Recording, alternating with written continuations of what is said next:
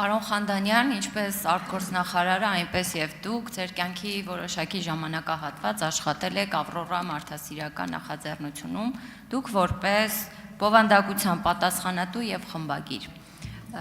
Ավրորա մարդասիրական նախաձեռնության համահիմնադիրը Ռուբեն Վարդանյանն է, ով այս պահին Բաքվի բանտում է ադրբեջանական շինծու կեղծ դատավարությունների հետևանքով եւ մեջ, ինչպես մեր մյուս գերիները։ Հարցս հետեւյալն է.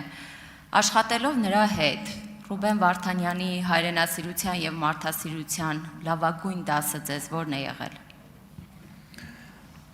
Տիկին Ավետիսյան, նախ մի բան ասեմ, երբ որ խոսում ենք գերիների եւ պահվող անձանց մասին, մենք պետական պաշտոնյաներ ենք եւ անկախ մեր ունեցած մեր կյանքի տարբեր փուլերում ունեցած անձնական, ընտանեկան,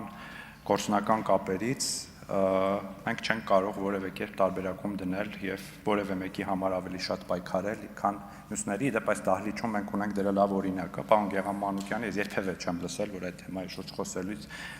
վկայաբերի միայն իր եղբորը։ Ուստի այդ հարցերում էլ ես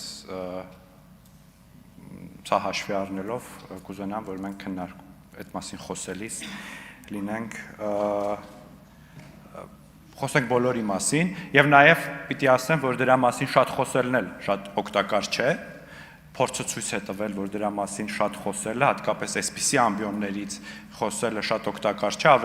ավելի կարեւոր եւ արդյունավետ է դրա մասին գործ անելը։ Այն մյուս մասը ես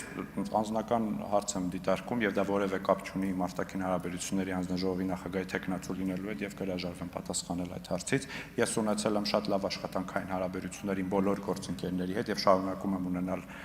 լավ կապեր, ընկերական կապեր նրանցից շատերի հետ եւ այստեղ դրա ավելացնելու ոչինչ չունեմ։ Շնորհակալություն, դուք իմ հարցին չպատասխանեցիք հուսանավելով, այստեղ մենք բարձրաձայնում ենք բոլոր առնվազն 19 հայ գերիների այնտեղ պահվող մարդկանց մասին եւ երևի թե Բաքվի, ինչպես ասեցիք, ռադիոից եք այդ ամեն ինչի մասին լսել։ Տիկին Ավետիսյան, ես չխուսանավեցի, ես ուղղակի ասեցի, ես ձեր հարցին չեմ պատասխանում, որովհետեւ ընկալում եմ դա անձնական հարց եւ քննարկվող հարցի հետ կապ չունեցող։ Նախորդիվ չեմ հիշում ազգային ժողովի նախագահի տեխնացուին, թե փոխնախագահի տեխնացուից նաև հարց եք բարձրացրել, թե տիկին Զոնաբենդի նամակը ինչ ուղղված Հայաստանի վարչապետին եւ Ադրբեջանի մարդու իրավունքների պաշտպանին ինչ ճակատագիր ունեցել, ես հետևել եմ եւ արտաքին գործերի նախարարությունը արդեն իսկ կապվել է Ռուբեն Վարդանյանի ընտանիքի հետ եւ նախատեսվում է հանդիպում։ Շնորհակալություն։